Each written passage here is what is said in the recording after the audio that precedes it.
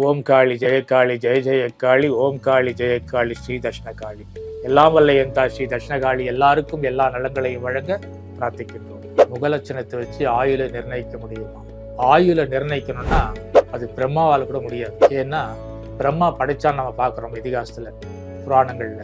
பிரம்மா படைச்சது உண்மையாவே இருக்கட்டும், ஆனால் அவர் கூட ஒரு ஆயுள் நிர்ணயிக்கிறார். அந்த ஆயுள் உண்மையானதல்ல. பிரம்மா நிர்ணயிக்கிற ஆயுளே பொய்யாயிடுது. ஏன்னா நான் எடுத்த பிறவியில முற்பிறவியில செய்த பாவ கடன்களை வச்சு அவர் கணக்கு போட்டு அனுப்பிச்சிட்டா இருப்ப பிறவியை.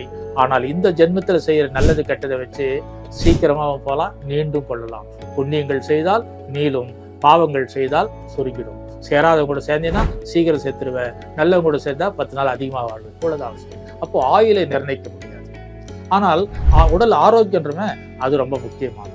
இந்த ஆரோக்கியம்ன்றது 3 வகையானது. ஒரு மனுஷனா பிறந்தா காய்ச்சல், சளி, முதுகுவலி, தலைவலி இதெல்லாம் இல்லைன்னா மனுஷன் கிடையாது. அதுக்கு பேர் பணம். இதெல்லாம் வந்தாதான் உடம்பு இருக்குது, வேலை செய்யுதுன்னு அர்த்தம். நம்முடைய அங்கங்கள் வேலை செய்யுதுன்னு அர்த்தம்.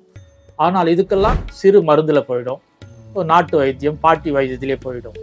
சில வியாதிகள் வரும், டாக்டர்கிட்ட போயிட்டு எல்லாம் செக் பண்ணி, ரத்தத்தை செக் பண்ணலாம், யூரினை செக் பண்ணலாம், செக் பண்ணி ஏதோ ஒன்று குறையுது, ஏதோ அதிகமாக இருக்குன்னு தெரிஞ்சு அதுக்கான மருந்து கொடுத்தாங்கன்னா அது 30 நாள் 60 நாள் மாத்திரை சாப்பிட்டோம், அது சரியாக. சில நோய்கள் இருக்கு, அந்த நோயை எல்லா டாக்டர்கிட்ட போயிட்டோம் சார், எல்லாம் எக்ஸ்ரே எல்லாம் எடுத்து பார்த்துட்டோம், ஒன்றுமே கிடையாது, நோய் இல்லை, எதுவுமே கண்டுபிடிக்க முடியல. ஆனால் இந்த நோயை என்னென்ன தெரியல, தீர மாட்டேன் சார், என்னால் முடியலன்னா அந்த நோய், அதுக்கு பேர் தான் கர்ம வியாதின்னு அர்த்தம். இந்த கர்ம வியாதியை தர்மம் செய்துதான் தீர்த்துக்கணுமே தவிர மருந்தால் போகாது.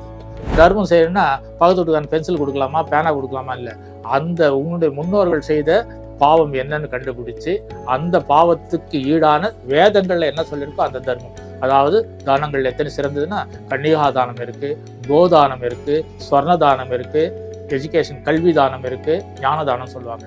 இப்படிப்பட்ட தானங்கள் இன்னைக்கு பரிகாரன்ற பேர்ல நிறைய முட்டாள்தனம் பண்ணியிருக்கிறோம். இப்ப பண்ற பேருக்கு பரிகாரமே கிடையாது. அப்படி எந்த சாஸ்திரம் பரிகாரம் சொல்லலை. ஆனால் இந்த தர்மங்கள் செய்தால் தான் கர்மங்கள் தெரியும். அந்த தர்மங்கள் செய்து அந்த கர்மங்கள் கழிச்சா அந்த நோய் தீராது. அதற்கான மருந்து இருக்கிற இடம் தெரியும். அந்த மருந்து, அந்த மண், அவங்க கொடுக்குற மாத்திரை நமக்கு அமிர்தமாக மாற்றப்படும். இதுதான் கர்மாவுடைய ஆக்டிவேஷன்.